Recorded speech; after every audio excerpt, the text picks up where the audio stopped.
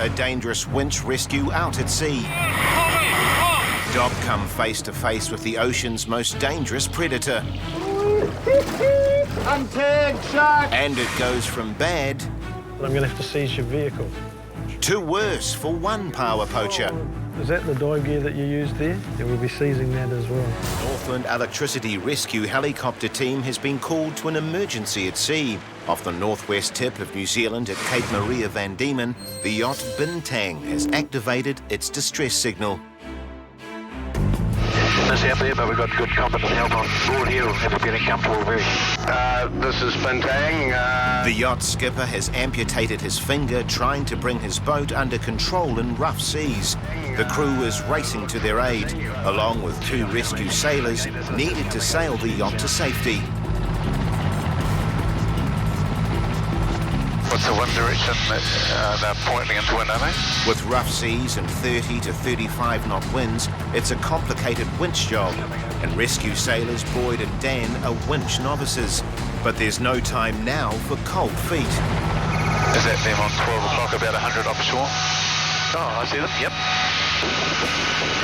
Bintang, Heli-Med 1. This is Bintang, over. Bintang, Heli-Med 1, we've got you sighted now, and we'll be with you shortly. The boat does pivot a bit, eh? The high winds are going to play havoc with the winching. So our target will be halfway between the mast and the deck of the vessel. The pilot needs to keep well clear of the yacht's mast, so the skipper has to lend a wounded hand. He'll need to pull his rescuer via winch line onto the boat. Shortly we will drop a weighted line to you. Please take that in hand and pull in the slack. Do not tie it to anything. The winchman will then be lowered, and that line is for you to pull in on board when he gets closer. The Wally's connected, the high line's connected, and we're ready to run in. Paramedic Wally is lowered down the line. Nice and slow. The winds haven't abated, and if everyone's timing isn't perfect, the cable could become hooked. I'm not sure I like this. Stewart Island, a research team from Dock and Niwa, are headed out on a mission to tag the ocean's greatest predator, the great white shark. By tagging them, they can record information and track the shark's movements and behaviours. We're trying to find a spot where a shark's likely to be hunting. It's looking really good down off the corner of the island here, so fingers crossed. Yeah, that's good. Cameraman Kinascole is on board to record images of the sharks underwater with specially designed equipment. The key is identifying each shark, so we know which sharks we've seen before and which ones we're tagging and what sex they are and all that sort of stuff. A lot of the sharks from that we know we've seen, up to 5 years in a row, which is really cool, so we get an idea of how much they're growing and where they've been and a bit of life history, Like all wild creatures, one of the best lures is food. Getting the burley ready for the sharks. Put a leftover tuna here and blue mackerel at the bottom. Gets the old sharks excited. Stewart Island specialty, this one. The crew may be ready, however sharks operate on their own timetable. This team realise they could be out here for days without a sighting. There's no guarantee that even if they do encounter the burley trail that they will come up to the boat. We have burleyed all day long in some places. I haven't seen any sharks at the boat, but we've seen sharks come up and take seals only 100 metres away from us. And this is a place that we've never burleyed in before. And hopefully they'll get the scent drifting down current. There's a shark not too far away. Fishery officers, along with the local constable, are setting up a checkpoint at an area known for the poaching of large numbers of Paua. It's the ideal location, as it's hidden from oncoming vehicles by a sharp corner. The first vehicle comes to a screaming halt containing 2 young men. Oh, okay. We'll have a little look, eh? Bit of wetsuits in there and there, a few mussels.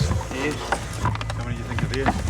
Oh, I'm not too sure. With these guys unaware of how many mussels they have, fishery officers are keen to get the count underway. And while that's happening, the driver is recognised by the local policeman. Warned you before. Yeah, I've marked the score for it's finished now. Is it? Yeah. We'll do a check anyway, make sure. Meanwhile, fisheries have finished their count. Oh, 52. It's a close call for the boys. 52. Yeah, you got an excess of 2 mussels. I think we'll let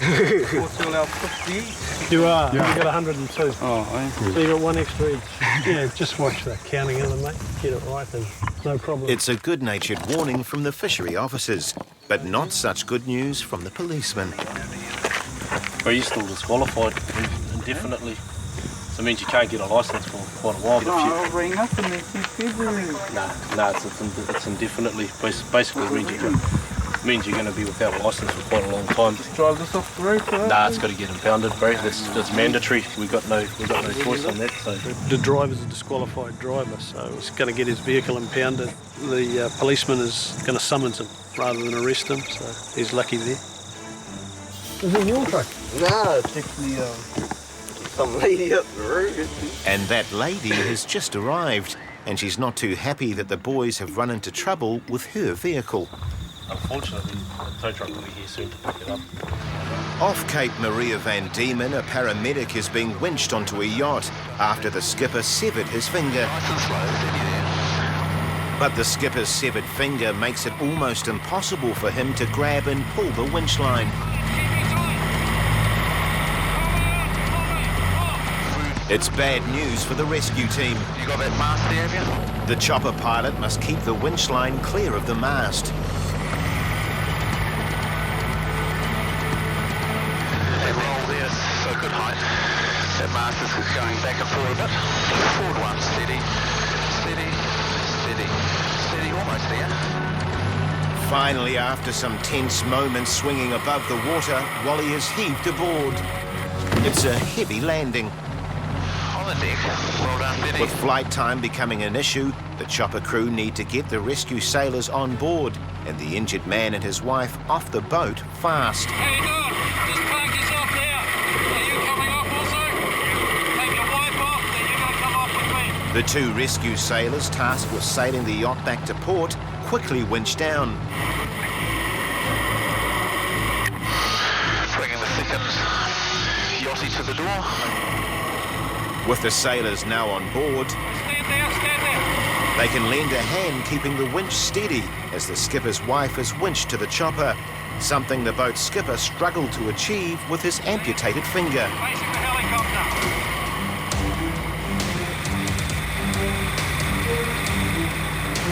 Approaching the door.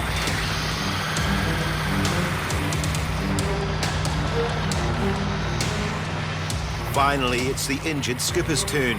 So far, he's had a brave face. Don't pull us up and away. Can a severed finger cope with the winch mission?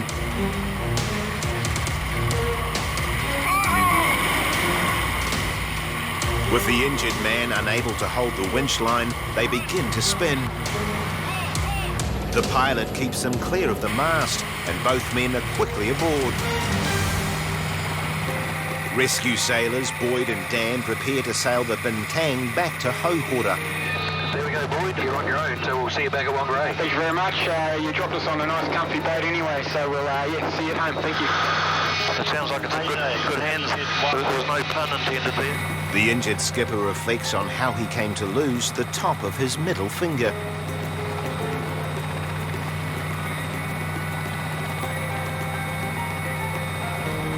His finger has healed, and he is now back out on the water. Back on Stewart Island, the Dock and Niwa research team are on the lookout for great white sharks. There's no guarantee that even if they do encounter the burley trail that they will come up to the boat. But today is their day. The burley does its job, and it's not long before they have their first shark.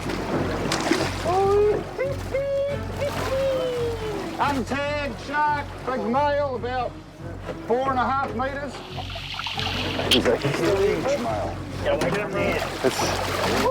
He's massive. He's about as large as a male white shark gets. It's success for the research team, and the more sharks they can attract, the more they can potentially tag. There's another untagged shark just right in the back of the boat.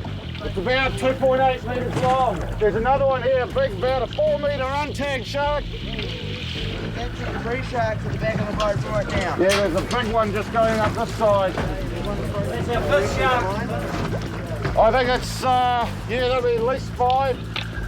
Well, it's all go down there at the moment. There's sharks right here at the boat, and they're really competitive and really aggressive. Tagging sharks of this size takes skill. You must focus, as you only have a second to decide when to attempt a tag. You got him, Kevin? Hang on, Matthew. He'll come right to the boat. Tag away! While the scientists are wrapped with their results so far, there is still one shark in particular that eludes them. Haven't tagged a big female yet. We really don't know where females go to breed, to give birth to their young. It'd be really exciting to get one. These two lads have been warned by fishery officers to count more carefully. Watch that counting of them, mate. Get it. And recognised by the police. Are you still disqualified indefinitely? And now the driver must face the wrath of his auntie. Unfortunately, the tow truck will be here soon to pick it up. I know it's only a farm vehicle, but So how much is that going to cost to get out of the town?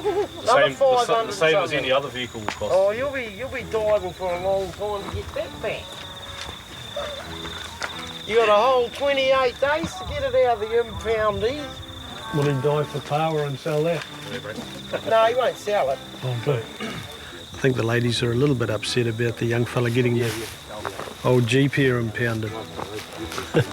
She says it's her only vehicle for rounding up cows. He was wanking on last week about, I wonder if they'll send my licence back out in the post. Along with an earful from his auntie, the boy received a sentence of 300 hours community service and was disqualified from driving for a further 1 year and 1 day. Then it's on to the next inspection. What are you up to? Oh, we've just been out and read some Pauas. Very good. Yep. That's good. Have you got a permit at all? Or just, Yeah, no, without a permit. both returning diving? Or? Yeah. They're all undersized, I'd say, mate. There's quite a few of them. Even before the officers start their count, along with being undersized, it's obvious that there's more than the daily limit of 10 Paua. How many we got there, Harv? 45 counted. You happy with that, 45 Paua? Yep. Are there any other legal ones here? No legal ones yet. No. I'm gutted, I mean, I've never done it like this. I usually just have taken my limit. It's just that I knew the weather was packing in and I haven't been out because I broke my wrist and Okay. of all the times, eh? Despite his broken wrist, nobody has twisted his arm to break the law. This pack, is it separate to that one? Yeah. And who took this one? I did. All yourself? While the man may be remorseful, he's about to discover just how costly his lapse of judgment has been. On the Waitemata Harbour, the Coast Guard volunteer crew of North Shore Rescue are trying to find a boat that has radioed for help after its engine failed to start. I can see an orange boat, I can see a yellow buoy, but I can't see a yellow boat. For 15 minutes, the crew search. No, nothing. Then, close to Waiheke Island, they find the broken-down runabout.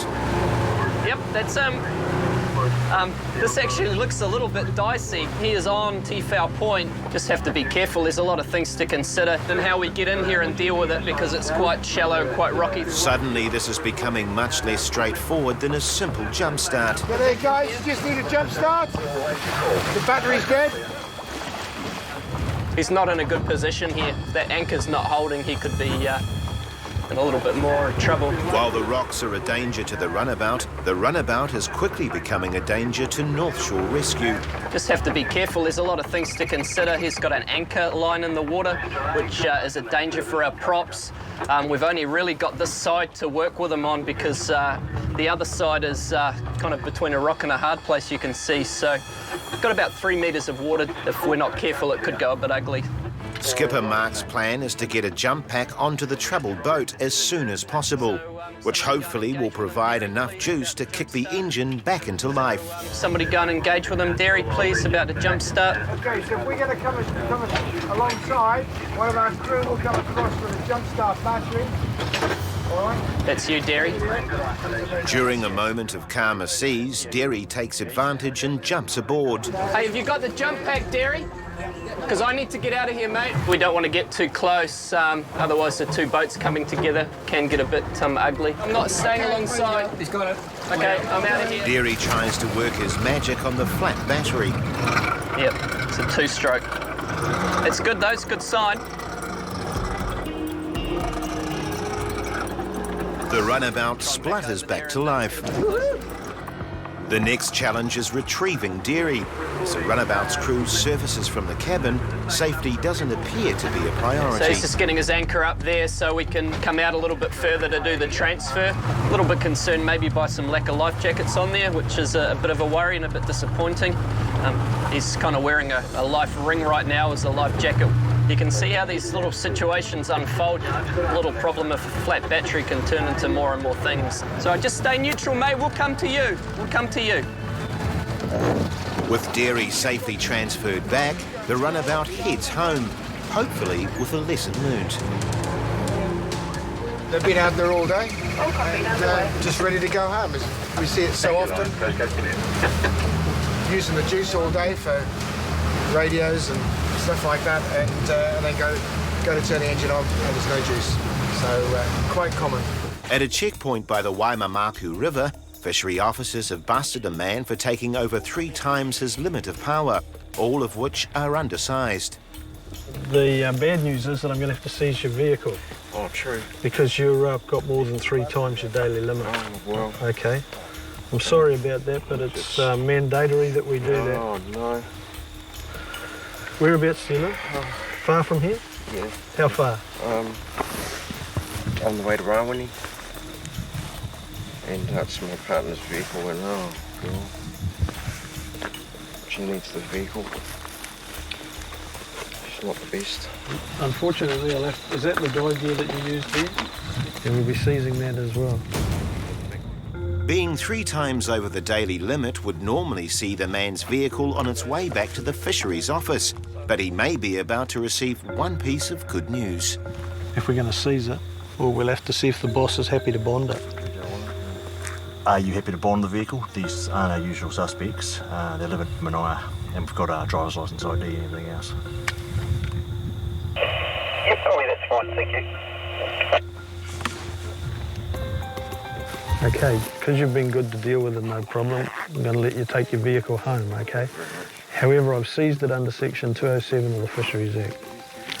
All right? It's a lucky break, but the man has lost his illegal catch, which will be returned to the sea. Oh, well. It's always the good guys that get caught, eh? The man received 80 hours community service and his dive gear was forfeited. Off Stewart Island, researchers gathering information on great white sharks have successfully tagged several males. But so far, no females have come near, but their luck is about to change. Oh, I think it's an untagged female. Few mature female sharks have been tagged and there is little information on their movements. If Malcolm and the team can tag her, this could be the missing piece to the puzzle. It's looking under the boat, it's turning around hard under the boat. Over the camera, the chicken's the right one, and you've got it. Head away! Success! Below. Nice one, man. Along with tagging her, a DNA sample is taken from the female great white. Oops, here's the DNA. Oh, excellent. We've got a good DNA sample out of this one. Decent piece of flesh there that we can use to work out more about the population structure of these animals. 3.6 to 3.8 metres. It's not a very big one, but it's getting up there.